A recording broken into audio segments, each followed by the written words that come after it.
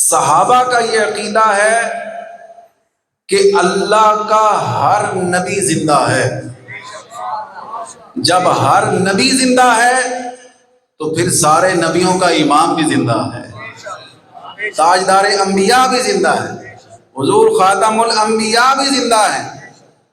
مصنف ابن ابی شیبہ کی حدیث پاک ہے، مسلمانوں کی دوسرے خلیفہ، نام لے دیں کون ہے؟ اونچی آواز سے، ذرا اونچی آواز سے۔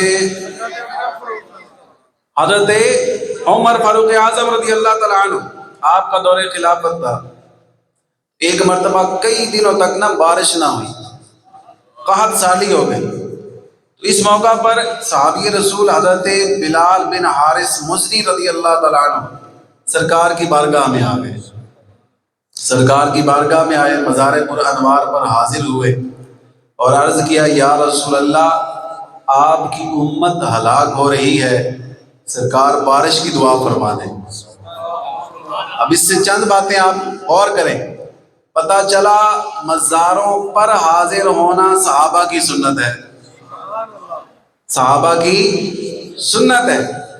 دوسرا یہ ہے کہ مشکل وقت میں اللہ کے نبیوں سے مدد مانگنا بھی جائز ہے، اللہ کے ولیوں سے، نبیوں سے مدد مانگنا بھی۔ صحابی نے سرکار کی بارگاہ میں مزار پر انوار پر حاضر ہو کر حاضری بھی دی، سلام بھی عرض کیا اور سرکار سے مدد بھی مانگی، سرکار سے مدد بھی مانگی۔ اللہ اللہ، یہ کیسے ہو سکتا ہے کہ سرکار کا کوئی امتی حضور سے مدد مانگے، حضور کو مشکل وقت میں یاد کرے تو میرے آقا اس کی مدد نہ فرمائے۔ اعلیٰ حضرت فرماتے ہیں، فریاد امتی جو کرے حال زار میں، فریاد امتی جو کرے حال زار میں، ارے ممکن نہیں کہ خیر بشر کو خبر نہ ہو، ممکن نہیں کہ خیر بشر کو، اللہ آپ کی زبانیں سلامت رکھے، مل کے پڑھ لیجئے، ممکن نہیں کہ خیر بشر کو خبر نہ ہو، ممکن نہیں کہ خیر بشر کو خبر نہ ہو۔ صحابی رسول حضرت بلال بن حارث مزنی رضی اللہ تعالیٰ عنہ نے سرکار کی بارگاہ میں حاضر ہو کر عرضی پیش کی تھی، یا رسول اللہ، بارش کی دعا فرما دیں۔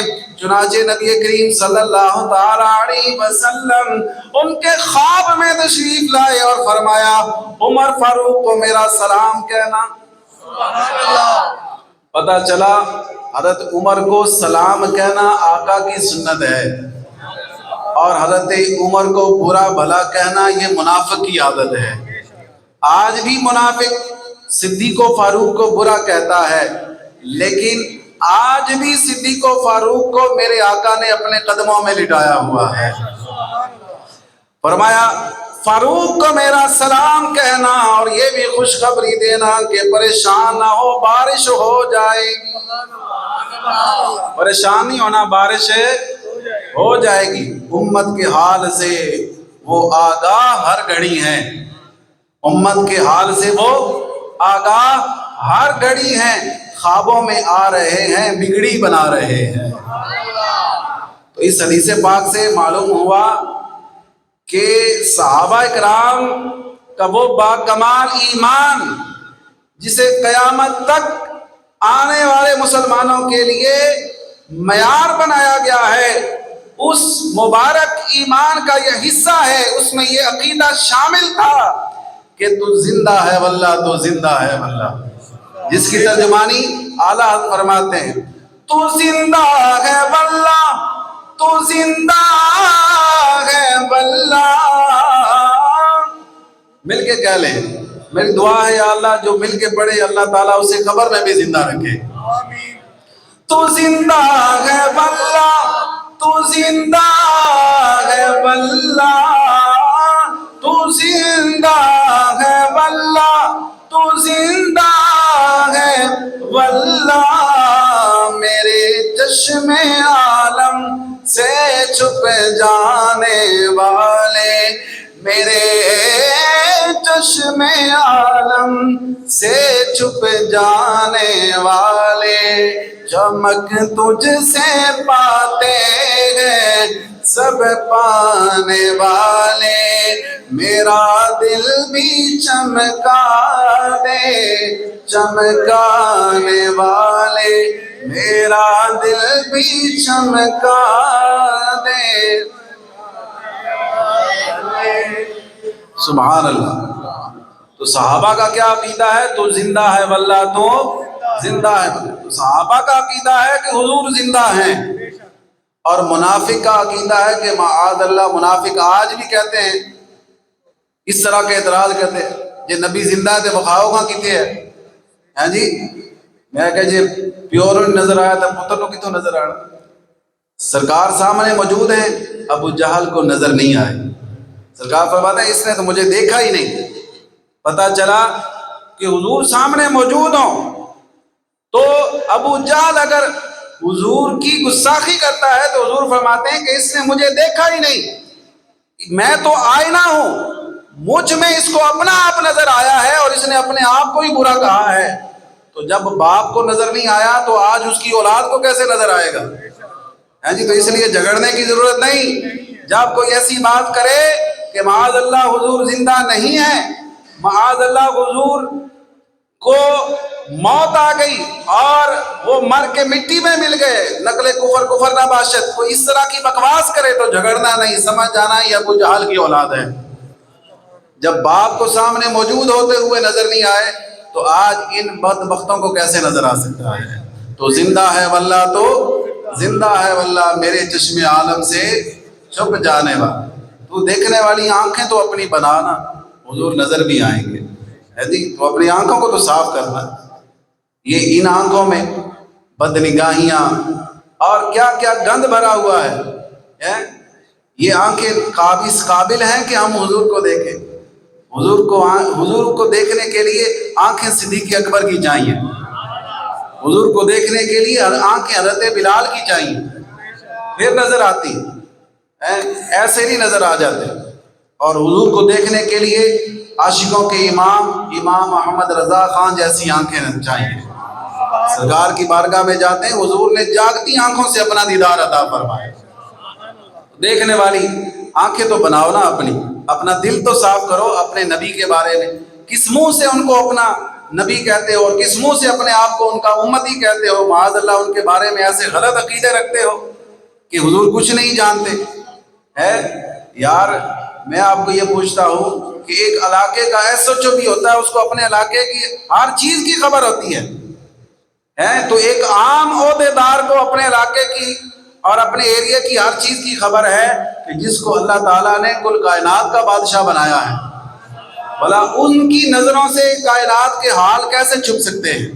اس پہ طرح طرح کے لوگ پھر اعتراض کرتے ہیں کہ جناب اگر وہ با اختیار ہیں، اگر وہ زندہ ہے تو پھر وہ کام کیوں ہو رہا ہے، وہ کام کیوں ہو رہا ہے، وہ کام کیوں ہو رہا ہے؟ اللہ کے بندو اعتراضات پہ نہ جاؤ، شکر کر وہ تیرے عیبوں کو چھپائے ہوئے، نقص نہ ڈھونڈو، خامیاں نہ تلاش کرو۔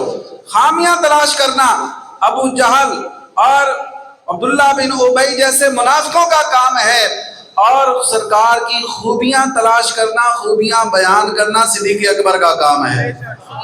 اب تمہاری مرضی کہ تم منافقوں والے کام کرو یا تمہاری مرضی ہے کہ تم سرکار کے عاشق اکبر جیسے کام کرو۔ اب دیکھیں صحابہ اکرام کا ایمان جو ہمارے لیے معیار ہے، اس میں اور بھی بہت سارے عقیدے شامل ہیں جو کہ انشاءاللہ پھر کبھی کسی محفل میں تفصیل کے ساتھ بیان کیے جائیں گے۔ الحمدللہ اہل سنت و جماعت وہ خوش نصیب ہیں کہ جو آج تک صحابہ اکرام کے ہو بہو عقیدوں پر قائم ہیں اور انشاءاللہ قائم رہیں گے۔ مثلا صحابہ اکرام علیہم رضوان پیارے آقا صلی اللہ علیہ وسلم کو مشکل کشا مانتے تھے، جب ان کو کوئی مشکل پیش آتی تھی کہاں جاتے تھے؟ سرکار کی بارگاہ میں جاتے تھے۔ جنگ کے دوران ایک صحابی کا بازو ٹوٹ گیا، یہ بارگاہ رسالت میں حاضر ہوئے، حضور نے لعاب دہن لگا کے ان کا بازو جوڑ دیا۔ ایک صحابی کی آنکھ کا ڈیلا نکل گیا، وہ اپنی آنکھ کا ڈیلا لے کر بارگاہ رسالت میں آ گئے، سرکار صلی اللہ تعالیٰ علیہ وسلم نے ان کی آنکھ کو درست فرما دیا۔ یہ ساری باتیں صاحب یہ کتابوں میں موجود ہیں، احادیث میں موجود ہیں، اس کا انکار نہیں کیا جا سکتا۔ ٹھیک ہے، چڑھا ہوا سورج اگر اندھے کو نظر نہ آئے تو سورج کا قصور نہیں، اس کی آنکھوں کا قصور ہے۔ تو سرکار دو عالم صلی اللہ تعالیٰ علیہ وسلم کا ذکر تو بلند و بالا ہے، عاشقوں کو نظر آتا ہے، منافقوں کو نظر نہیں آتا۔ اسی طرح صحابہ کرام پیارے آقا صلی اللہ تعالیٰ علیہ وآلہ وسلم کو خیر و برکت کا باعث سمجھتے تھے۔ پیارے آقا صلی اللہ تعالیٰ علیہ وسلم وضو فرماتے تو صحابہ حضور کے وضو کا پانی زمین پر نہیں گرنے دیتے تھے، بلکہ پانی لینے والوں کا رش لگ جاتا تھا، ایسے لگتا تھا لڑائی ہو جائے گی۔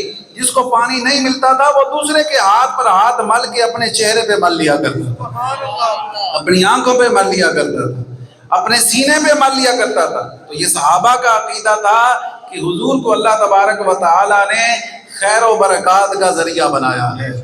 حضرت ام سلمہ رضی اللہ تعالی عنہا کے پاس آقا کریم صلی اللہ تعالی علیہ وسلم کے منہ مبارک تھے، یعنی بال مبارک تھا۔ مدینہ پاک میں جب بھی کوئی بیمار ہو جاتا پیالے میں پانی لے کر ان کی خدمت میں حاضر ہوتا، حضرت ام سلمہ اس بال مبارک کو اس پانی میں ڈالتی، پھر وہ پانی بیمار پی لیتا، اللہ اس کو شفا عطا فرما دیتا۔ اسی طرح صحابہ کرام علیہم رضوان حضور سید عالم صلی اللہ تعالیٰ علیہ وسلم کو مالک و مختار بھی مانتے تھے۔ ہاں جی، مالک و مختار، یعنی وہ صحابہ کا کئی عقیدہ تھا کہ اللہ تعالیٰ نے کل کائنات کا حضور کو مالک بنایا ہے، نہ صرف مالک بنایا ہے بلکہ تمام کائنات کے اختیارات بھی عطا فرمائے ہیں۔ ٹھیک ہے، جو چاہیں، جس کو چاہیں، جس وقت چاہیں، جتنا چاہیں عطا فرما دیں۔ حضور کو اللہ تعالیٰ نے کھلے اختیارات عطا فرمائے۔ حضور خود فرماتے ہیں انما انا قاسم واللہ یعطی، میں تقسیم کرنے والا ہوں، رب عطا فرمانے والا ہے۔ اب مجھے بتائیں رب کی عطا کی کوئی حد ہے جی؟ جب رب کی عطا لامحدود ہے، اس کی عطا میں کوئی حد نہیں ہے، تو مصطفیٰ کی تقسیم میں بھی کوئی حد نہیں ہے۔ اس لیے فرماتے ہیں کنجیاں تمہیں دی اپنے خزانوں کے خدا نے، محبوب کیا مالک و مختار بنایا، محبوب کیا مالک و مختار بنایا، اور کونین بنائے گئے سرکار کی خاطر ہیں، کونین بنائے گئے سرکار کی خاطر، کونین کی خاطر تجھے سرکار بنایا۔